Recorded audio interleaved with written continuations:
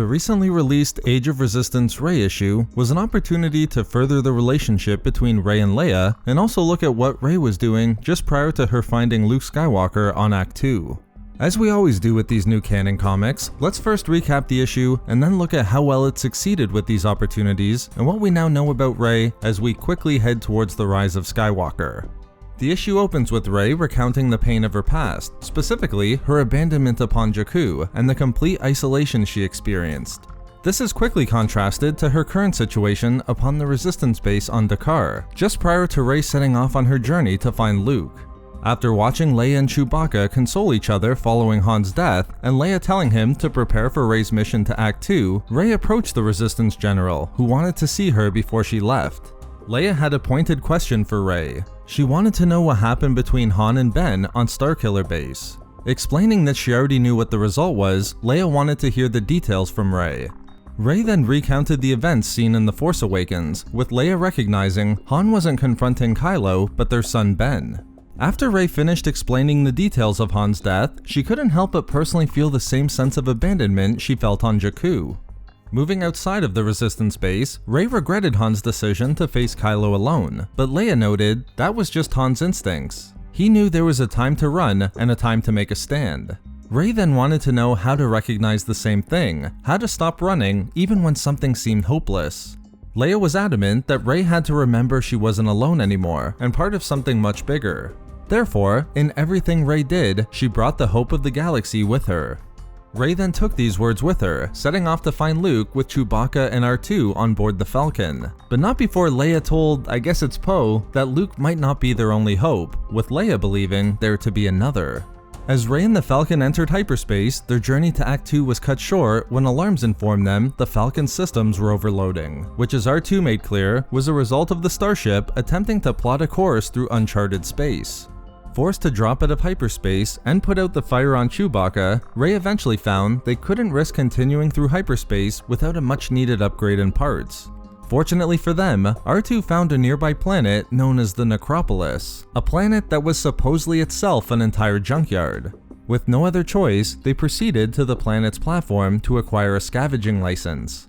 Here, they would be brought before Rvmuller, the overseer of the Necropolis, who demanded 500 credits for the license. With no other way to get to Luke, Rey agreed to pay the 500 credits and to the demand that Chewbacca and R2 stay behind. That aside, Rey could take whatever she could carry with her.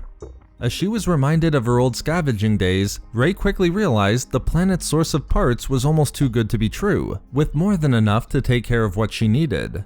But before long, Rey found that it was indeed too good to be true, as she had been set up and entrapped by Rvmuller and attacked by a giant worm-like creature. Taking Leia's words to heart that there was a time to make a stand and a time to run, Rey didn't hesitate, knowing this was certainly her time to run. Fortunately for Rey, she would locate a working Firespray class interceptor and use it to return to the platform to confront Rvmuller. The Overseer hardly even tried to hide his shock, noting Rey's return should have been impossible. It didn't take much at that point for Rey to put the details together. It was Rvmuller who created the energy surge experienced in hyperspace, so as to lure vessels to the Necropolis to collect upon the licensing fees. Even worse, the junkyard's workers weren't truly workers at all, but slaves who were imprisoned. At this point, with Rvmuller set to attack her after uncovering his scheme, Rey chose not to run, and using a Jedi mind trick, Rey had Rvmuller agree to surrender himself to those he enslaved, and agreed to be imprisoned for his crimes. Having taken care of that matter, and now having the needed parts for the Millennium Falcon to continue their mission to Ahch-To, Rey, Chewbacca, and R2 completed their mission to find Luke, with Rey recognizing that, as Leia told her, she was no longer alone as she had the hope of the galaxy with her. All in all, this issue was pretty underwhelming and a disappointment for me. We've had some great issues in the Age of series, and I was hoping that Rey would get to have an issue that helps to better define her character within the material we have in Episode 7 and Episode 8. Instead, we received a rather bizarre story that we now know took place during the timeline of The Force Awakens, which I feel could have been told at another time and place rather than this specific issue focusing on Rey. But at the same time, there was some really good stuff at the beginning of the issue here.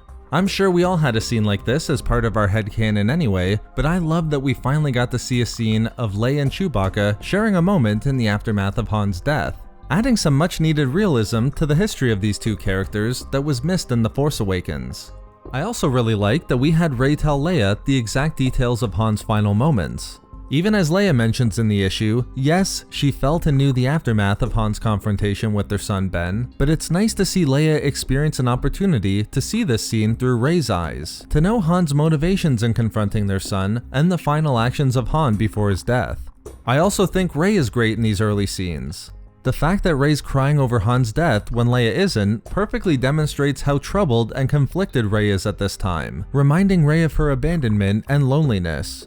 From this, I almost started to believe the issue was going to show us that Rey's path from Dakar to Ahch-To wasn't as easy and linear as previously thought, with Rey struggling to accept her path in this regard. While I think we can see a bit of that turned out to be true, it wasn't in the way I was expecting.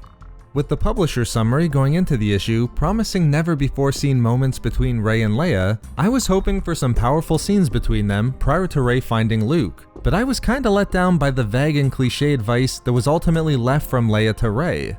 While it's certainly true that the principle of there being a time to run and a time to make a stand does define these characters and is paid off by the end of the issue, for all the wisdom that Leia has and knowing the weight of the journey Rey's about to embark on, I was left wanting a bit more.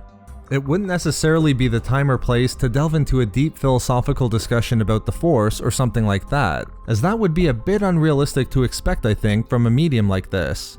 But perhaps a story from Leia's past regarding the brutality of the Empire or even Luke's actions that Rey could draw from to figure out the lesson for herself, something that could parallel what Rey's trying to do and what the Skywalkers did before her. The main source of my disappointment in the Urania portion of the issue isn't so much in the side story and kind of random nature of it compared to where we know she ultimately ends up, but more in that the issue had just set up all of these really good internal hurdles for Rey to overcome. She's clearly struggling once she leaves Dakar, walking a path of fear and quite frankly, potentially the dark side. I wouldn't say it's necessarily an easy win for Rey to overcome these problems by confronting a murderous despot who enslaves others, but at the same time, it would have been nice to see a little more vulnerability from Rey in regard to her unique past. In the end, overcoming Urania just wasn't the story I was looking for from Rey with this issue. But those are just my thoughts and opinions on the Age of Resistance Rey comic issue. Please don't hesitate to let me know what you thought of the issue down in the comment section below.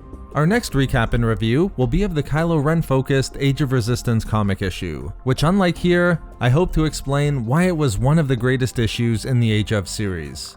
Thank you very much for watching everyone, and as always, may the Force be with you.